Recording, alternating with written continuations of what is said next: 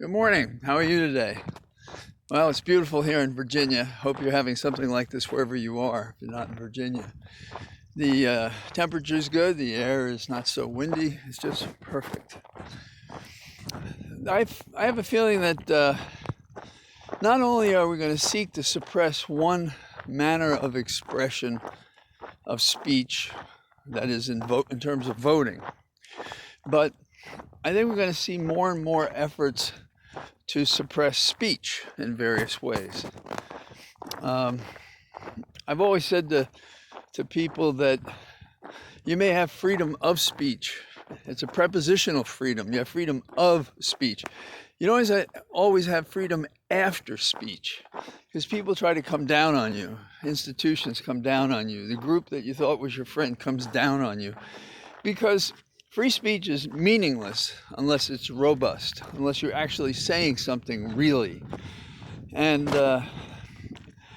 there's a young lady in Pennsylvania who now finds herself in a Supreme Court case going back to her exercise of freedom of speech, challenged by the school that suspended her. But let me go back a little bit. There's a case, Tinker against Des Moines, and it was a school system. And John Tinker, he's a guy that wanted to protest the war. And his parents agreed with him, and other people agreed with him. And so what he did was they decided to wear an armband. That's it. And to fast on certain days to show their concern about the war. And they wore these armbands to the school. And at the school suspended them immediately and sent them home. Now, this case started in like 1964, and then it went on through 1969 when the court finally decided it. And the decision, the decision was a really good one. But consider the fact that first the district court ruled against them, then the Court of Appeals ruled against them, then the Court of Appeals en banc ruled against them. And it was only when they got to the Supreme Court and Justice Abe Fortas made a decision that if they weren't actually obstructing what was going on in the school and by merely wearing an armband, they weren't destroying anything or compromising anybody, then that was a free expression of speech. They had every right to do that. Now, here's another thing. Now we have a recent case. We have a young lady who was upset that they didn't promote her on the JV team for cheerleading. And she was on one of those 24-hour Snapchat conversations with 250 of her friends. And she said, the F word, F the team, F this, that, and the other thing. Now, keep in mind, she did this over a weekend, and after 24 hours, it goes away. But somebody saw it, took a picture of it, told the school, and the school immediately suspended her and kicked her off the team. Now, she went to court, and you got to say something good about parents that stand by their children in these circumstances instead of running away. So she went to court, and the court said, no, that's wrong, citing this Tinker case, going back to John Tinker's case. And so he immediately put her back on the team, the federal judge did, and she won in the appeal to the Circuit Court of Appeals by the school system. And now it's before the Supreme Court. And the decision in the lower courts was basically, look, she's not even at school. She's not obstructing school. She's not doing anything. And she has freedom of speech.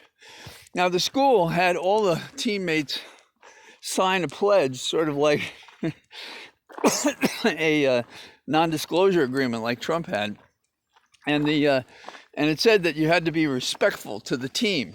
Well, I frankly think that's unconstitutional. I don't think you can circumscribe me from saying something honestly about a team or organization I belong. I've resigned from a few in my time, and I didn't do it quietly. And I've been very proud of a lot of other organizations I belong to. And freedom of association is part of the First Amendment.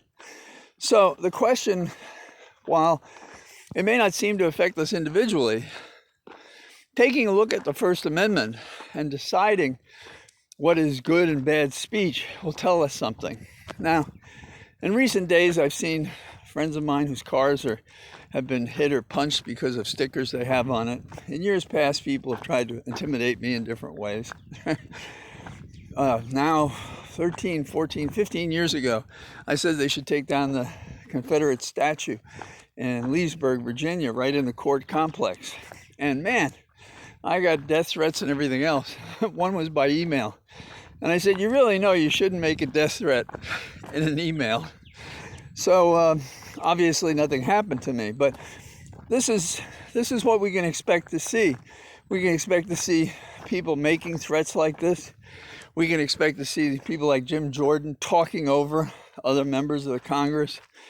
When I was a candidate, I was having a debate with the incumbent congressman, and somebody just shouted out in the crowd to sort of break my concentration. Now it didn't, but I did debate for a second in my mind. Should I say that's the kind of person that allies himself with the incumbent? Somebody like that who doesn't believe in free speech. I didn't do that. I decided to just go on and stay on my own tact and not be taken off it by someone who was interfering. But all I'm saying here is we're entering an area where we have to be aware of what's happening to our freedom of speech. In recent days, Facebook has sent me a copy of a post that I did in 2017. And it was about Charlottesville. And I included a public picture of one of these characters literally overrunning and killing an inhabitant of Charlottesville who is doing nothing but peacefully protesting. And they asked me if I didn't think that this was too sensitive for the public. Now, that's 2017 until now. And I told them, no, I didn't think it was too sensitive. It was truthful. It happened. Everybody knows about it. And where were you since 2017? So what we're going to see is the only way they can control and perhaps succeed in politics, and I'm talking about the Republicans, is to suppress voting, to suppress free speech, and thereby to contain the discussion. I've said before, and I'm not going into this except about the language. In the case of environmentalism, right after everybody started talking about global warming, the language was changed. And what was the language changed to? It was climate change, vague. What does that mean? Is it going better or worse? So that became the PC way to describe what really is global warming. The other day I heard a Democrat, and the substance of the argument was good, but it said, is it far left to be this or that? Well, that's close. But don't take the language of your opponent and justify it by using it to defend yourself weakly as if, oh, I'm not that. You don't have to say I'm not that. Say what you are. Say what you're for. So, I don't know. That's my thinking. And it's probably, we're approaching warmth, so I'm really feeling great about being outdoors. So I hope you're well today, and I'll talk to you tomorrow. Bye-bye.